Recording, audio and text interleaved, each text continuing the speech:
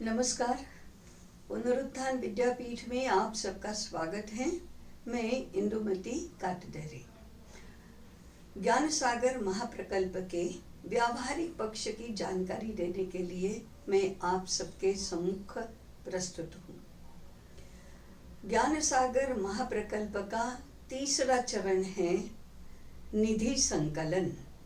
हमें इन 1051 ग्रंथों के मुद्रण के लिए और प्रकाशन के लिए अर्थ सहाय चाहिए। यह अर्थ सहाय समाज से ही चाहिए। हम क्यों समाज के समक्ष सहायता के लिए निवेदन कर रहे हैं, इसका कारण भी बताना उचित रहेगा। विद्यापीठ की अर्थ विषयक भूमिका क्या है, इसको पहले समझने की आवश्यकता है। विद्यापीठ शिक्षा का क्षेत्र है। शिक्षा के माध्यम से ज्ञान की सेवा करने के लिए कार्यरत है और भारत में ज्ञान की यह व्यवस्था अर्थात शिक्षा अर्थनिरपेक्ष रही है। आदि काल से लेकर 18वीं शताब्दी तक भारत में अर्थनिरपेक्ष शिक्षा सबको बहुत स्वाभाविक लगती थी। इसका अर्थ यह नहीं है कि शिक्षकों को निर्वाह के लिए धन नहीं मिलता था या वे अर्थ संपन्न नहीं होते थे, ऐसा इसका अर्थ नहीं है। अर्थनिरपेक्षता का सामान्य अर्थ यह है कि पढ़ने के लिए किसी की योग्यता अर्थ के आधार पर नहीं मानी जानी चाहिए। दूसरा इसका आयाम यह है कि अर्थ के अभाव में किसी को भी शिक्षा प्राप्त न हो सके, ऐसी स्थिति भी नहीं आनी चाहिए।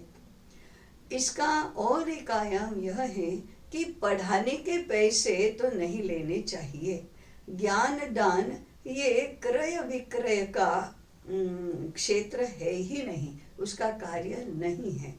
ज्ञान और अर्थ इन दोनों का समसंबंध अर्थात एक का मूल्य ये और इसके बदले में इतना ज्ञान, ऐसा नहीं हो सकता। इसलिए भारतीय मनीषियों ने, जानकार लोगों ने, समाज हित की, संस्कृति की, धर्म की बात को समझने वाले लोगों ने ज्ञान को अर्थ से ऊपर रखा और अर्थ निरपेक्ष बनाया। पुनरुत्थान विद्यापीठ भारतीय शिक्षा की प्रतिष्ठा करना चाहता है, उसकी प्रस्थापना करना चाहता है। तो एक तरफ जो भी हम ज्ञान दान कर रहे हैं, जो भी ज्ञान हम प्रस्तुत कर रहे हैं, वह भारतीय होना चाहिए, ये पहला महत्वपूर्ण आयाम है। और दूसरा, उसकी व्यवस्था और पद्धति भी भारतीय होना चाहिए। व्यवस्था की दृष्टि से अर्थव्यवस्था शिक्षा को अर्थनिरपेक्ष बनाने वाली होनी चाहिए। अर्थनिरपेक्ष का अर्थ ये नहीं है कि अर्थ नहीं चाहिए, परंतु जो अर्थ चाहिए उसकी व्यवस्था ज्ञान को विक्रय का पदार्थ बनाने से नहीं होती, ये इसका अर्थ है।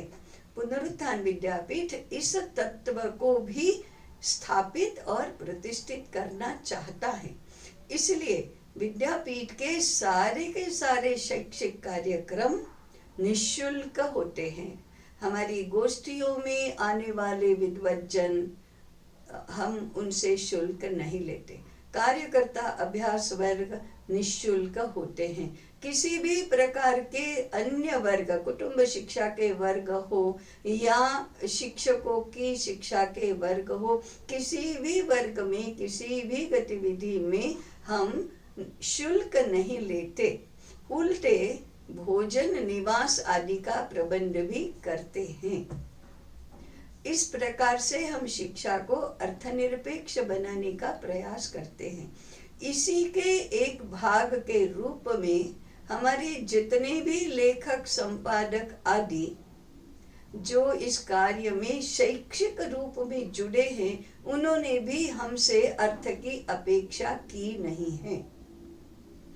ऐसा आज प्रचलन तो है कि कई लेखक इतने सामान्य कक्षा के होते हैं तो अपनी पुस्तक प्रकाशित करने के लिए स्वयं पैसा खर्च करते हैं। पैसे की अपेक्षा तो नहीं करते, उल्टे स्वयं पैसा खर्च करते हैं।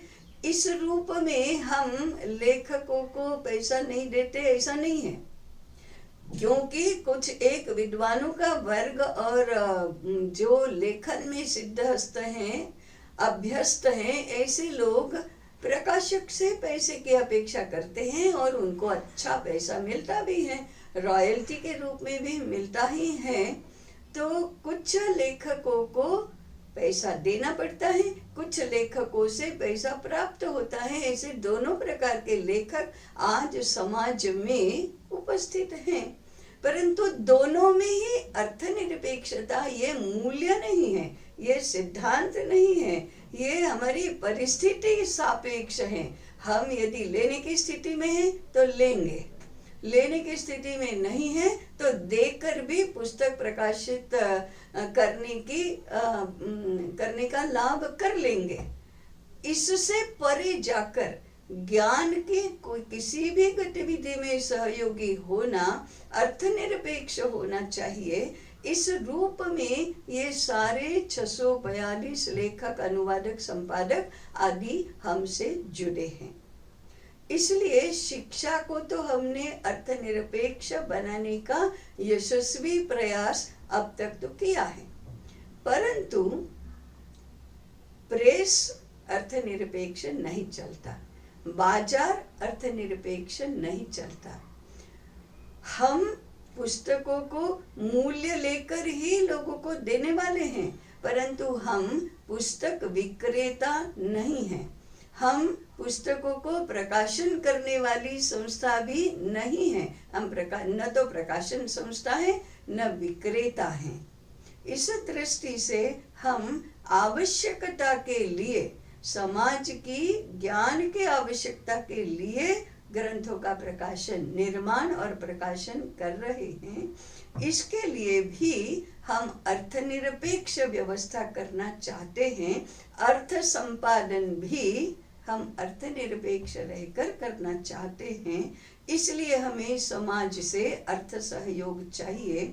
इसका अधिक विचार हम अगले प्रकरण में करेंगे।